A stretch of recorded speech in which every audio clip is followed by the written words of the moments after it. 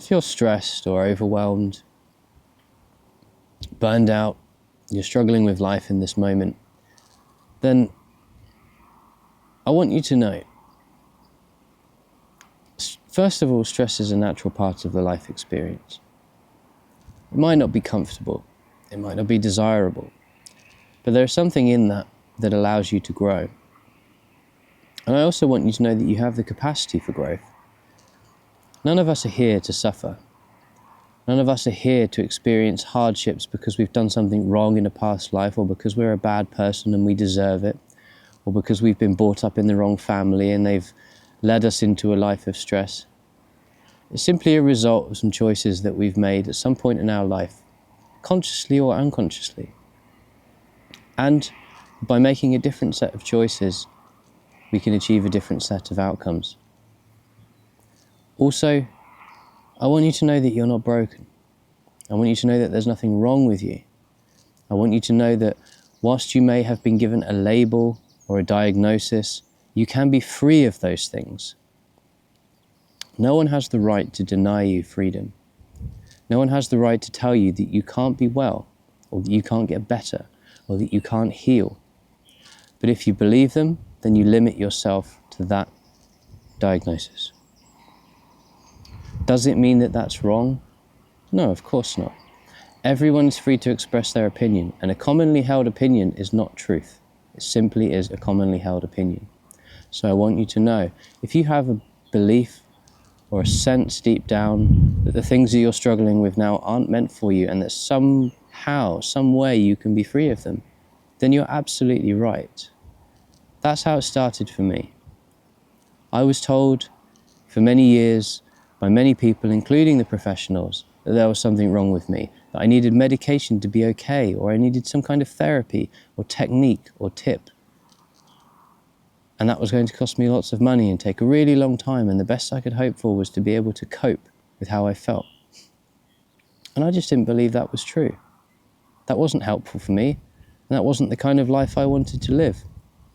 I'm not a religious man, but I don't believe that the Creator or the Spirit put any of us here to suffer. And if you believe that too, then you have every right to search for a solution that works for you. Now, there are those of us out there that don't work with techniques. There are those of us out there that don't work with therapeutic approaches. We're not doctors. We don't dispense medicine. But that doesn't mean that we can't help. See, the only thing that can help a mind that is disturbed, anxious, erratic, running quickly, unable to focus, is spending time around people who have learned to overcome these things. You see, as humans, we learn by example. We learn by association. We learn by spending time in close proximity with people who have the desired traits or skills or abilities that we ourselves desire. I'm not just saying that because I have something to sell you.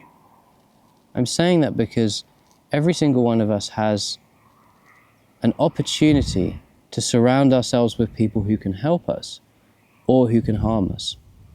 And sometimes harm doesn't take a physical form. Sometimes harm looks like believing the words of our critics. It looks like believing the words of the people around us who tell us that we can't do the things that we want to do, that we should give up on our dreams, and that we should just settle for less or average or second best, when we know deep down that that's not right. And if that's not the kind of life that you want, then keep looking. Keep moving forwards. Keep surrounding yourself with people, either physically or virtually, who say the things that you want to hear and help you believe in yourself enough to move in that direction. So we have the opportunity now with the internet, videos in all forms, social media, to access people who can help us. And how do you know if someone's going to help you? It's a great question. How does it feel when you spend time with that person? Do you feel relaxed? Do you feel peaceful? Do you feel hopeful? Or do you feel anxious? Do you feel like a sense of urgency? Do you feel in some way undermined or disempowered? Listen to those feelings. Give yourself permission to trust how you feel every once in a while. Follow that. As Rumi says, follow the strange pull of the things that you love. They will not lead you astray. And if you love the feeling of peace, if you love the feeling of calm, if you love the feeling of space, seek those things out. If you don't love the feeling of anxiety, don't spend time around people who stimulate that. If you don't love the feeling of disrespecting the opposite sex, or chasing money, or working in a job that you hate, then there is an opportunity to surround yourself with people who are doing things the way that you want to be doing them, who spend time taking care of themselves and people around them, who are doing the things that they love, spending time with the people that they love, giving back to society in some way which is valuable and meaningful. And you have the capacity to do that too. And you are free to ignore these things. No one says that you have to live a specific way. Only you have the power to make that choice. And of course, if you make a different set of choices, then there may be a consequence. Certain things that you hold dear may pass, but they will pass anyway. Certain things which you think are important may not last much longer, but at some point, if you want to live an authentic life of integrity, of joy, of service, of contribution to life and to others, a life of health and peace and happiness, then at some point you will have to come face to face with the decisions that you have made purely for your self-interest, as I have. And that's not always comfortable, I have to be honest. But if I accept that what's important to me is you, and that for me to be able to take care of you, I have to take care of myself, then all of these things find a natural perspective. I don't have to mourn their passing or suffer the changes, because I know that it's leading me somewhere greater. And that can happen for you too.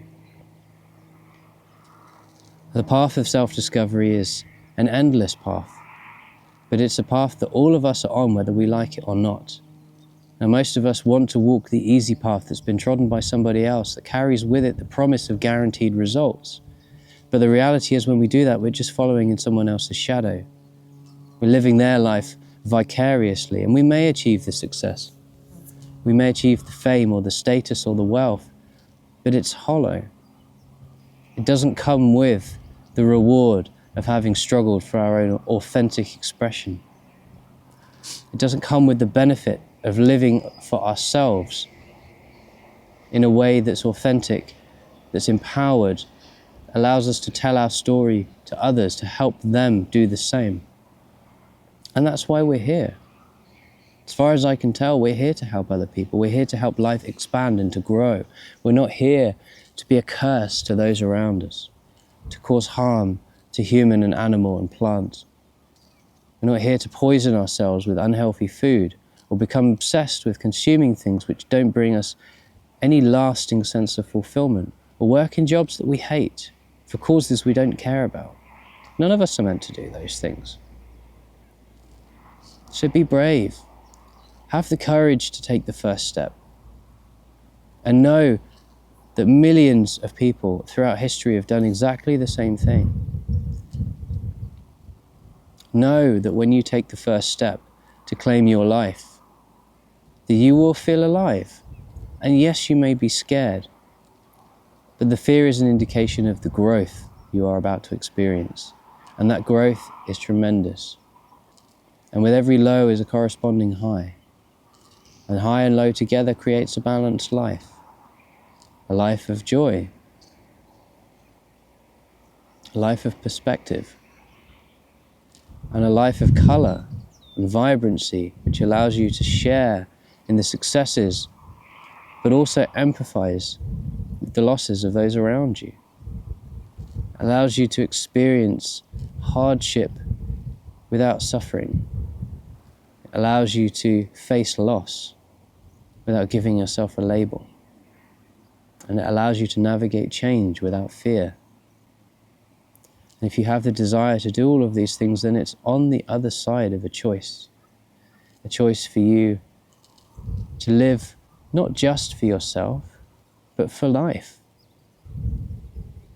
All of us have the ability to do that. All of us have the opportunity to surround ourselves with people who care, who genuinely care, not just about themselves, but about the welfare and well-being of others. And if you want to do that, then I encourage you to join me. I encourage you to follow this channel. I encourage you to comment for the benefit of others.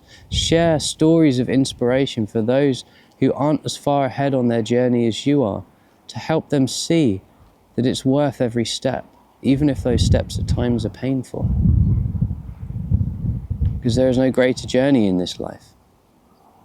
Everyone who reaches the end of their life, who turns around and is asked the question, what do you regret not doing?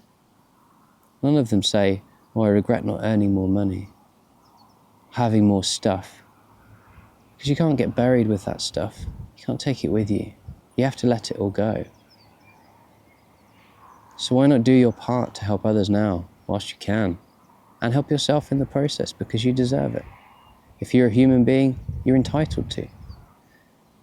And if I can help you, then let me know. Until the next time, thank you.